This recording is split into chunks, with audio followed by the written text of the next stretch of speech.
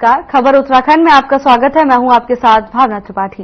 रुक करेंगे प्रदेश की तमाम बड़ी खबरों की ओर। भीमताल में लगने वाले ऐतिहासिक हरेला मेले को लेकर भीमताल विकास भवन में बैठक का आयोजन किया गया, जिसमें जिला प्रशासन समेत विधायक भीमताल, पुलिस और स्थानीय जनप्रतिनिधियों समेत व्यापारियों ने हिस्सा लिया। बैठक में मेले को भव्य बनाने और व्यवस्थाओं को लेकर चर्चा की गई। इसके साथ ही इस वर्ष जिला प्रशासन द्वारा मेले का आयोजन कराया जाएगा, जिसके चलते इस बार मेले को भव्य बनाने के लिए रामलीला मैदान के साथ साथ ब्लॉक रोड तक दुकानें लगाई जाएंगी। इस मौके पर विधायक का कहना था कि इस साल मेले के आयोजन में इस वर्ष नई समितियां बनाई जाएंगी, जो समितियां और सभी को अलग अलग जिम्मेदारियां दी गई हैं। हरेला मेले को लेकर प्रशासन पूरी तरह से अलर्ट मोड पर है, जिसको लेकर विधायक की मौजूदगी में बैठक का आयोजन किया गया। इस दौरान मेले को भव्य बनाने को लेकर सभी अधिकारियों, जिला प्रशासन और जनप्रतिनिधियों से चर्चा की गई।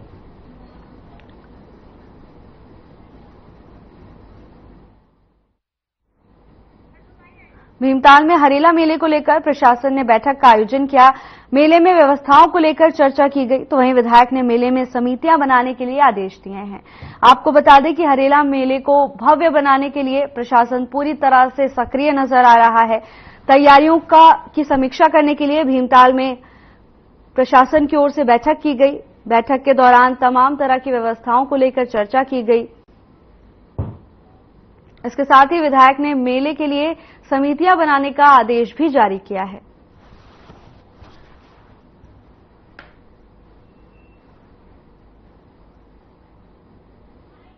यहाँ पर जो मेले कमेटी से लेकर के अन्य जो मेले को संचालित करते हैं उस संदर्भ में बैठक की। और यहाँ पर अभी नगर पालिका हमने बनाई है, पुष्कर धामी जी की जिन्हें नगर पालिका का यहाँ पर निर्माण कराया है।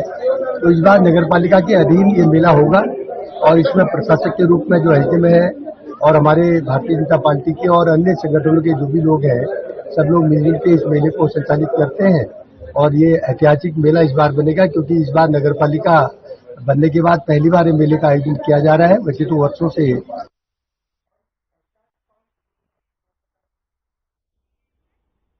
इस वक्त की बड़ी खबर की ओर रुख करेंगे। उत्तराखंड में मानसून का आगाज हो गया है। कई हिस्सों में भारी बारिश होने के आसार जताए जा रहे हैं। मौसम विभाग की ओर से पूर्व अनुमान जारी किया गया है। कुछ जिलों में भारी बारिश से रेड अलर्ट जारी कर दिया गया है। गढ़वाल के कुछ जिलों में ऑरेंज अलर्ट भी जारी किया गया है। मौसम विभाग की ओर से पूर्व अनुमान जारी कर दिया गया है। तेज बारिश से जलभराव, भूस्खलन का खतरा बढ़ गया है।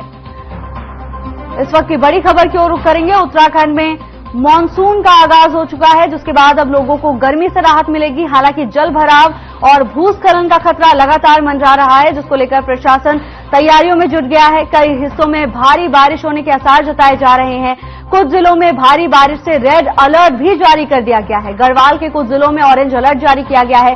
तेज बारिश से जल भराव और भूस्खलन की स्थिति पैदा हो सकती है, जिसको लेकर प्रशासन को अलर्ट रहने की सलाह दी गई है। इस वक्त की बड़ी खबर, उत्तराखंड में मानसून का आगाज हो चुका है, जिसके बाद स्थानीय लोगों को गर्मी से राहत मिलेगी, तो वहीं जल भराव और भूस्खलन का खतरा बढ़ गया है। उत्तराखंड में मानसून का आगाज हो चुका है। कई हिस्सों में भारी बारिश की संभावना जताई जा रही है।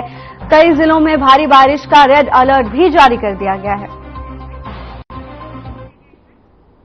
ऋषिकेश में तहसील दिवस मनाया गया। इस खास अवसर पर देहरादून के जिलाधिकारी सोनिका ने शिरकत की। यहां उन्होंने तहसील परिसर में आयोजित कार्यक्रम के दौरान लोगों की समस्याओं को सुना।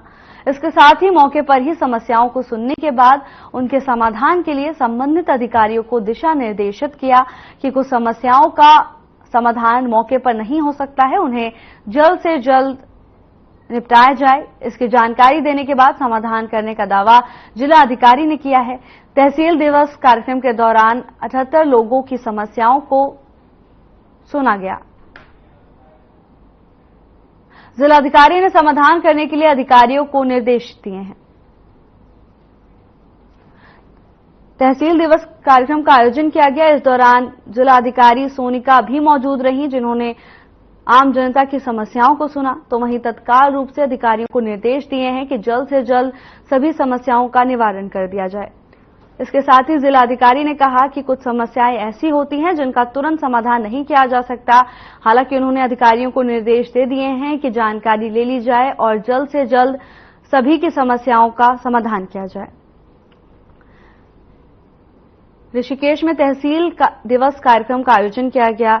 डीएम सोनिका ने कार्यक्रम में शिरकत की। इस दौरान उन्होंने आमजनों की समस्याओं को सुना। इसके साथ ही उन्होंने जनता को आश्वासन दिया है कि जल्द से जल्द उनकी सभी समस्याओं का निस्तारण किया जाएगा।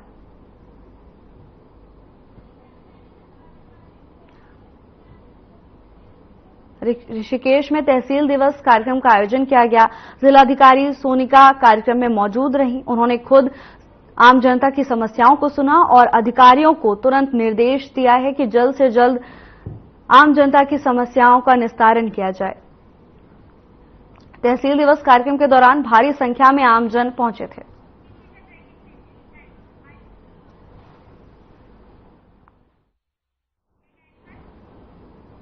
इस वक्त की बड़ी खबर की ओर रुख करेंगे। देहरादून में भारी बारिश से आफत मच गई। 6 स्टेट हाईवे समेत 96 सड़कें बंद। भूस्खलन के कारण मलबा आने का डर।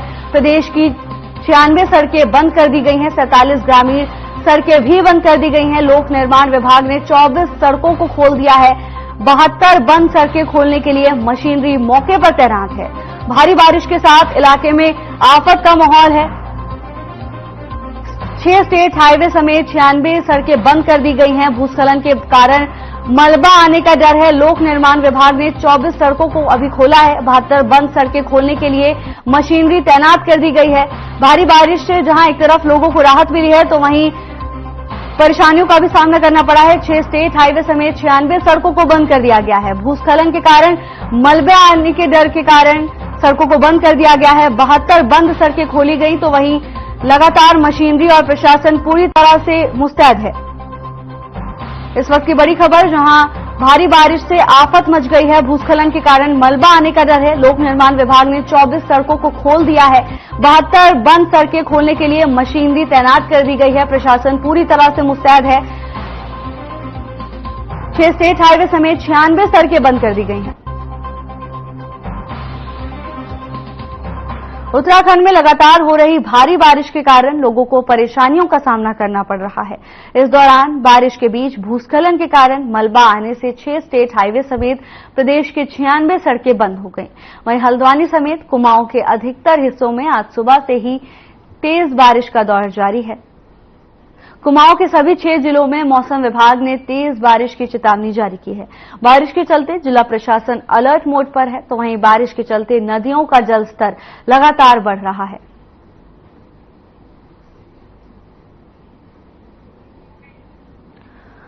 खबर हल्द्वानी से है, जहां भारी बारिश के कारण आम लोगों को परेशानी का सामना करना पड़ रहा है। 6 जिलों में बारिश की चेतावनी मौसम विभाग की ओर से जारी की गई है। भारी बारिश के कारण भूस्खलन और जल भराव का खतरा मंडराने लगा है, जिसको लेकर प्रशासन अलर्ट है। मलबा आने के डर से कई सड़कें बंद कर दी गई हैं तो वहीं बंद सड़कों को खोलने के लिए प्रशासन और मशीनरी पूरी तरह से मुस्तैद है। लगातार कार्य किया जा रहा है। खबर हल्द्वानी से है, जहां भारी बारिश लोगों के लिए आफत बनकर सामने आई है। बारिश के चलते जलभराव और भूस्खलन का खतरा बन गया है। 6 जिलों में भारी बारिश की चेतावनी मौसम विभाग की ओर से जारी की गई है। कई जिलों में रेड और ऑरेंज अलर्ट भी जारी कर दिया गया है। सुबह से ही तेज बारिश का दौर जारी है, जिसके कारण प्रदेश में जलभराव और भूस्खलन का खतरा मंडराने लगा है, जिसको लेकर प्रशासन अलर्ट है।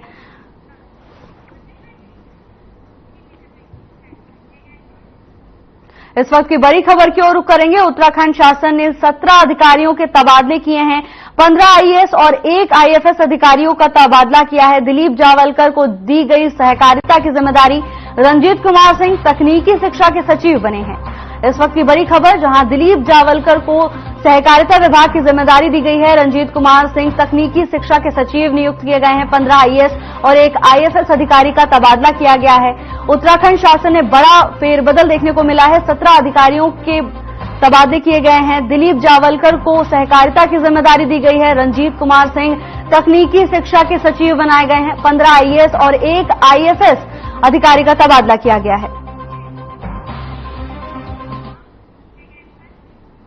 उत्तराखंड को नशा मुक्त बनाने के लिए अभियान चलाए जा रहे हैं, जिसके तहत पौड़ी के वरिष्ठ पुलिस अधीक्षक लोकेश्वर सिंह के निर्देशन में बढ़ते नशे की प्रवृत्ति पर अंकुश लगाने और नशा तस्करी की रोकथाम के लिए पौड़ी पुलिस एक्शन में है और नशा तस्करों पर लगातार शिकंजा कसा जा रहा है। थाना रिखणी खाल पुलिस टीम की ओर से लगातार चेकिंग भी की जा रही है। चेकिंग के दौरान 2 अभियुक्तों को 102 किलो 700 ग्राम अवैध गांजा ले जाते हुए गिरफ्तार किया गया। बरामद गांजे की कीमत 26 लाख रुपए बताई जा रही है। पुलिस ने वाहन को सीज करते हुए अभियुक्तों के विरुद्ध कड़ी कार्रवाई की है। एनडीपीएस एक्ट के तहत थाने में मुकदमा दर्ज कर लिया गया है। इसके साथ ही दोनों अभियुक्तों को न्यायालय के समक्ष पेश कर न्यायिक हिरासत में जेल भेज दिया गया है।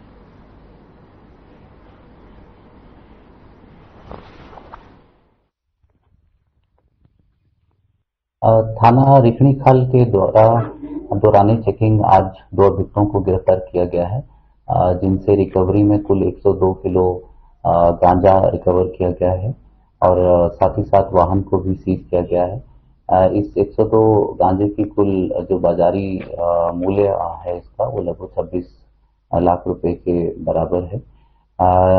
इस प्रकार की शिकायत हमारे पास प्राप्त हो रही थी कि कुछ तस्कर हैं जो कि रिखणी खाल क्षेत्र से गांजे की सप्लाई कावड़ मास में करते हैं। इसी शिकायत पर हम लोगों ने कार्रवाई करते हुए पिछले 1 सप्ताह से इसमें कार्य कर रहे थे, जिसमें रिखणी खाल थाना पुलिस के द्वारा कार्रवाई की गई है। आज दोनों अभियुक्तों को गिरफ्तार करते हुए माननीय न्यायालय में पेश किया जा रहा है।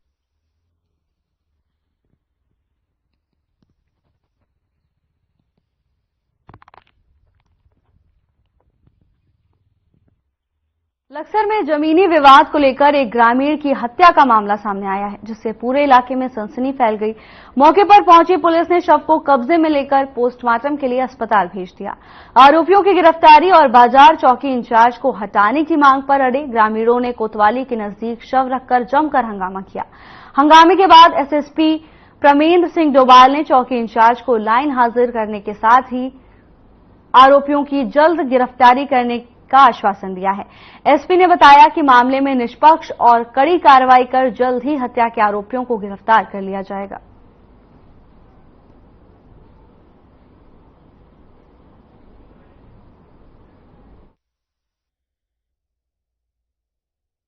विगत रात्रि एक जमीनी विवाद को लेकर 2 पक्षों के बीच हुए संघर्ष में एक युवक अशोक सैनी की मृत्यु हुई थी, जिसको लेकर पीड़ित पक्ष के लोगों के द्वारा आक्रोश व्यक्त किया जा रहा था, जिसको मौके पर आकर समझाया बुझाया गया है और इसमें जांच के उपरांत जिन लोगों की भी जो भी भूमिका रही है उन लोगों के द्वारा इस संबंध में तहरीर दी गई है, नामजद तहरीर दी गई है। अभियोग पंजीकृत कर जिसकी जो भी भूमिका होगी तो उसके अनुरूप विधि सम्मत कार्रवाई अमल में लाई जाएगी। इस संबंध में जो भी जिसकी भी भूमिका जो पर्दे के पीछे होंगे या जो मौके पर अपराध में संलिप्त पाए जाएंगे उन सभी के विरुद्ध कार्रवाई अमल में लाई जाएगी। इसमें वर्तमान चौकी प्रभारी के विरुद्ध लोगों में असंतोष था और उनके विरुद्ध कार्रवाई की मांग की जा रही थी, जिसमें वरिष्ठ पुलिस अधीक्षक महोदय के द्वारा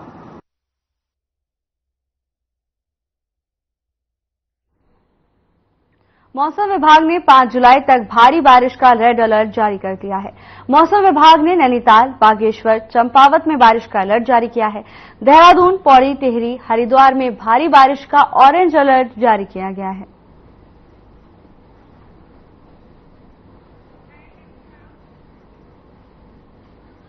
मौसम विभाग की ओर से पूर्वानुमान जारी किया गया है। इसके साथ ही मौसम विभाग ने 5 जुलाई तक भारी बारिश का अलर्ट जारी किया है।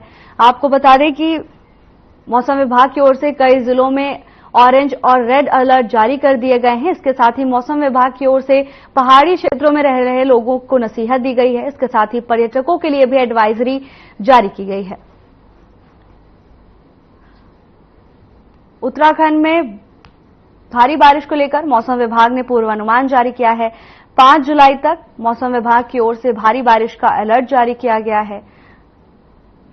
भारी बारिश के चलते जलभराव और भूस्खलन की स्थिति पैदा हो सकती है, जिसको लेकर प्रशासन पूरी तरह से अलर्ट मोड पर नजर आ रहा है। इसके साथ ही मौसम विभाग की ओर से पहाड़ी क्षेत्रों का रुख कर रहे पर्यटकों और स्थानीय लोगों को सावधानी बरतने की नसीहत दी है। उत्तराखंड में बारिश आफत बनकर बरस रही है। आपको बता दें कि मौसम विभाग की ओर से भारी बारिश का अलर्ट जारी किया गया है। कई जिलों में रेड अलर्ट जारी किया गया है, तो वहीं कई क्षेत्रों में मौसम विभाग की ओर से ऑरेंज अलर्ट भी जारी किया है। भारी बारिश के चलते प्रदेश में जगह जगह जल भराव और भूस्खलन का खतरा मंडरा रहा है, जिससे आम लोगों को परेशानी का सामना करना पड़ सकता है। इसके साथ ही पहाड़ी क्षेत्रों का रुख कर रहे पर्यटकों और स्थानीय लोगों को मौसम विभाग की ओर से सावधानी बरतने की नसीहत दी गई है। खबर देहरादून से है, जहां भारी बारिश के चलते लोगों को परेशानी का सामना करना पड़ रहा है, तो वहीं मौसम विभाग ने पहले ही अलर्ट जारी कर दिया है।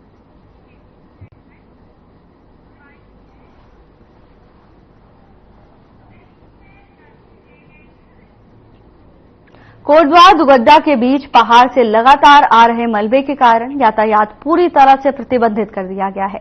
वहीं जिलाधिकारी पौड़ी डॉक्टर आशीष चौहान ने जानकारी देते हुए बताया कि दुगड्डा कोटद्वार के बीच 8 किलोमीटर के एरिया में करीब 35 जगहों पर पहाड़ से मलबा आ रहा है, जिसको देखते हुए जेसीबी और पोकलैंड मशीनें वहां पर समय पर तैनात रखने के निर्देश दिए गए हैं, जबकि रात में इस सड़क पर ट्रैफिक प्रतिबंधित कर दिया गया है।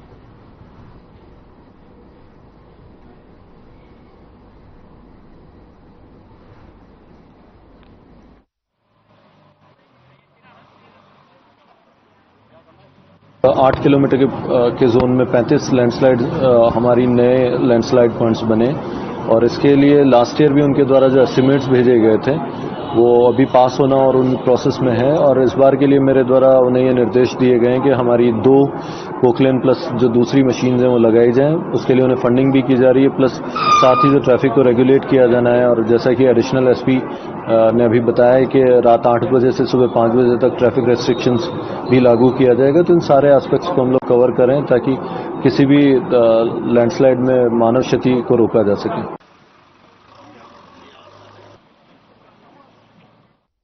उधम सिंह नगर जनपद के पुलभट्टा थाने में तैनात एएसआई की करंट लगने से दर्दनाक मौत हो गई, जिससे गंभीर अवस्था में इलाज के लिए आनंद फानंद में निजी अस्पताल ले जाया गया, जहां चिकित्सकों ने उन्हें मृत घोषित कर दिया। वहीं पुलिसकर्मी की मौत की खबर से महकमे में शोक की लहर है। सूचना मिलने के बाद पुलिस के अधिकारी भी मौके पर पहुंचे। पुलिस ने शव को कब्जे में लेकर पोस्टमार्टम की कार्रवाई शुरू कर दी है। वहीं जिले के एसएसपी मंजूनाथ टीसी ने बताया कि थाना पुलभट्टा में तैनात अपर पुलिस निरीक्षक सुरेश पसबोला, जो थाना परिसर की बैरक में रहते थे, वो रोजाना की तरह नहाने की टंकी पर गए थे। इस दौरान उन्हें दीवार से सटे हुए लोहे का सोलर लाइट पोल में बिजली का करंट फैल गया, जिसकी चपेट में आ जाने से दरोगा सुरेश झुलस गए और गिर गए।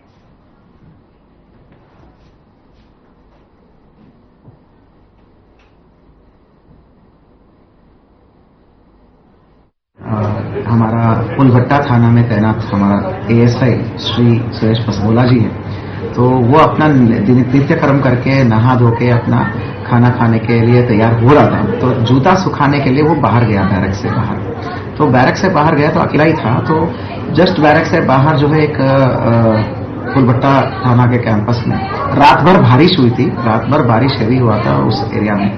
तो खंबे के पास एक नॉर्मल खंबा है जिसमें स्ट्रीट लाइट लगा हुआ है, उस खंबे को इनका पैर लग गया है।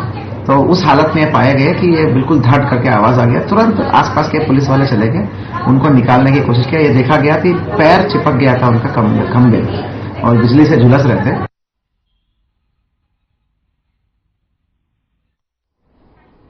वित्त मंत्री प्रेमचंद अग्रवाल ने राहुल गांधी पर बड़ा हमला बोला है।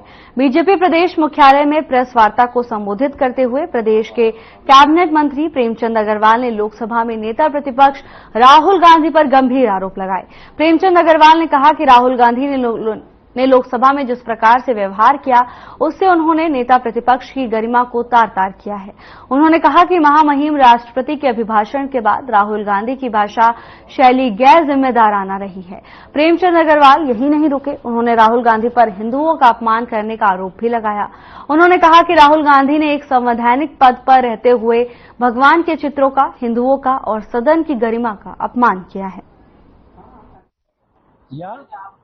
तमाम हमारे साधु संतों ने जब दिल्ली में प्रदर्शन किया था, हजारों उन लोगों पे गोलियां चलाई गई थी, अनेकों लोग उसमें मारे गए थे, तब वो हिंसा नहीं थी। और आज मुझे बताइए, जितने भी यहाँ लोग बैठे हैं, आज मैं भी कह रहा हूं, मैं हमेशा एक बात कहता हूं, गर्व से, मुझे गर्व है कि मैं हिंदू हूं। बताइए किस रूप में मुझे आप हिंसक कहेंगे? एक एक व्यक्ति जो यहां बैठा, किसको आप हिंसक कहेंगे? आप में से भी अधिकांश लोग मेरे हिंदू भाई हैं, आप हिंसक हैं, इसका मतलब यानी किस प्रकार से आप एक राजनीतिक स्वार्थ के कारण आप हमारे हिंदू समाज को बदनाम करने के लिए काम कर रहे हैं, इस प्रकार का बयान दे रहे हैं, ये कदापि उचित नहीं होगा। मैं बहुत कुछ कहा जा सकता है, लेकिन मैं इतना ही कहूंगा कि जिस प्रकार से इन्होंने ठाना है और जिस प्रकार से इनका व्यवहार आचरण है, वो मुझे लगता है ना तो बुद्धिमत्तापूर्ण है, ना परिपक्वता से पूर्ण है, और ना इन्होंने सदन की मर्यादा रखी है, ना पीठ की जो है इन्होंने इज्जत की है।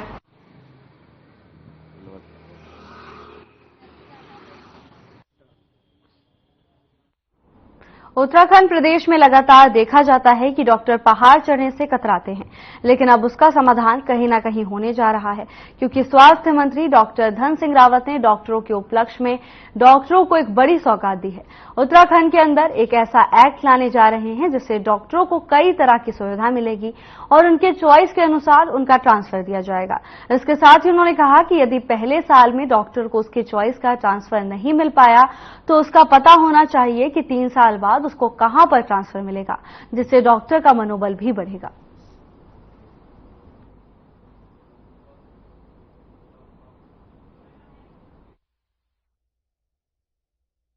वीसी साहब की अध्यक्षता में कमेटी गठित की है कि डॉक्टर्स को जब भी वो किसी भी हॉस्पिटल में जाते हैं, उनका जब ट्रांसफर होता है या ज्वाइनिंग होती है, तो उनके लिए आवास भी वहां पे हो जाए, उनके लिए सारी व्यवस्था हो जाए, ताकि वो अच्छा से वहां पे मरीजों को देख पाए।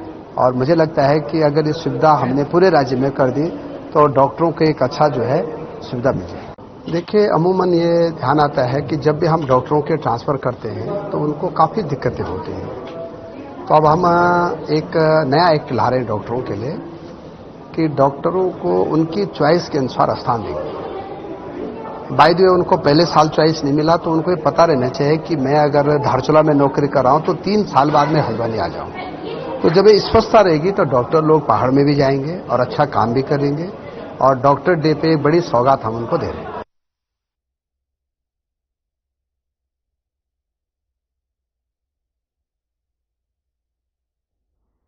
आपदा प्रबंधन उपाध्यक्ष उत्तराखंड सरकार राज्य मंत्री विनय रोहेला देहरादून से जसपुर अपने आवास पर पहुंचे, जहां बीजेपी कार्यकर्ताओं ने गर्मजोशी के साथ उनका स्वागत किया। वहीं विनय रोहेला क्षेत्र की जन समस्याओं से रूबरू हुए और जनता की समस्याओं को सुना और संबंधित अधिकारियों से बात कर समस्याओं के समाधान की बात कही।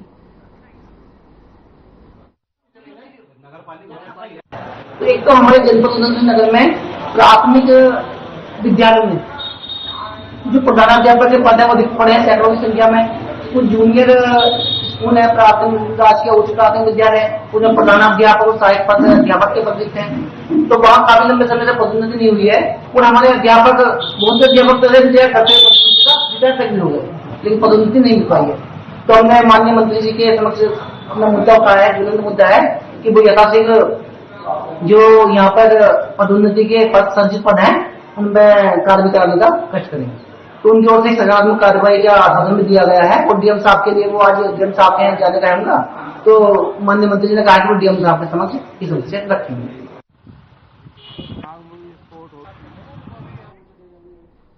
फिलहाल के लिए बस इतना ही। जल्द हाजिर होंगे नई अपडेट्स के साथ। नमस्कार।